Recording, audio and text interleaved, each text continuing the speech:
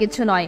অন্যান্য সাপের মতো রাসেলস ভাইপারের সাথে লড়াই করে বেজি, যে লড়াইয়ে অধিকাংশ সময় রাসেলস ভাইপার পরাজিত হয়। বাংলাদেশে খুবই পরিচিত একটি প্রাণীর নাম বেজি। বিভিন্ন অঞ্চলে এগুলোকে নেউল বলেও ডাকা হয়। ছোট্ট এই প্রাণীটি তার সাহসের জন্য পরিচিত। বিশেষ করে সাপ বেজির শত্রুতার কথা আমাদের সবারই জানা।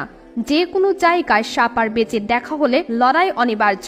ভয়ঙ্কর আক্রোশ নিয়ে লড়াই করে দুই প্রাণী, কিন্তু শেষ পর্যন্ত সাপ প্রাণ হারায় আর বিজয়ী হয় বেজি বা নেউল। ছোট্ট এই প্রাণীটির কাছ থেকে কোনো সাপ বাঁচতে পারে না। রাসেলস ভাইপার, কিং কোবরার মতো ভয়ঙ্কর সাপ তারা অনায়াসে শিকার করে। কিন্তু এত বিষধর সাপকে কিভাবে মেরে ফেলে বেজি? সাপের বিষ কেন বেজিকে মারতে পারে না? এ নিয়ে কৌতূহল দেখা যায় অনেকের মাঝে। আমাদের দেশে গ্রাম এলাকায় আগে প্রচুর পরিমাণে বেজি দেখা যেত। বাড়ির আশপাশে বেজি থাকাকে ভালো চোখে দেখে থাকেন অনেকে, কারণ বেজি হচ্ছে সাপের জম। যে এলাকায় বেজি থাকে সেখানে সাপের শান্তি নেই। ভয়ঙ্কর বিষধর সাপ হলেও বেজির সাথে লড়াইয়ে প্রাণ হারাতে হয় তাকে। অনেকে মনে করেন বেজির শরীরে সাপের বিষের অ্যান্টিবডি রয়েছে। সাপ বেজিকে কামড় দিলেও অ্যান্টিবডির কারণে তার কিছু হয় না। তবে এ কথা পুরোপুরি সত্য নয়। বেজি সাপকে হারিয়ে থাকে মূলত তার কৌশলের কারণে। বেজি খুবই ছোট আকারের এক প্রাণী।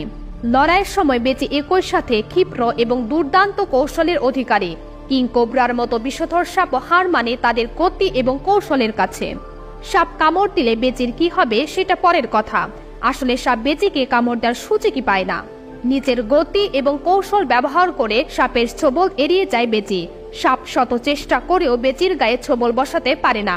বেজির শরীর খুবই লোমশ প্রকৃতির।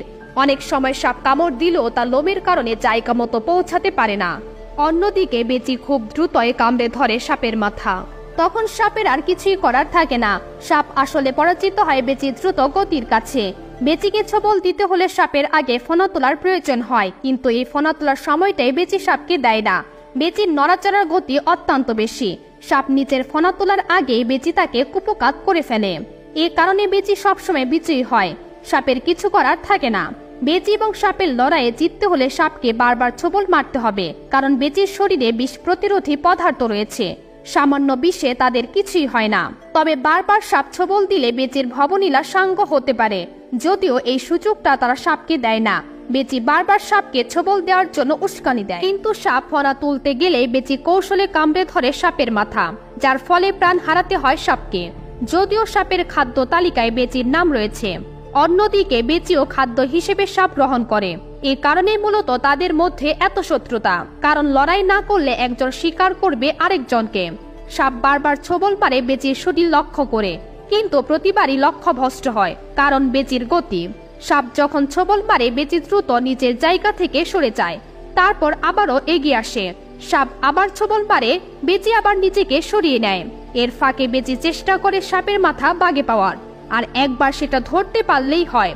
দ্রুত চিবিয়ে ভর্তা করে দেয় সাপের মাথা।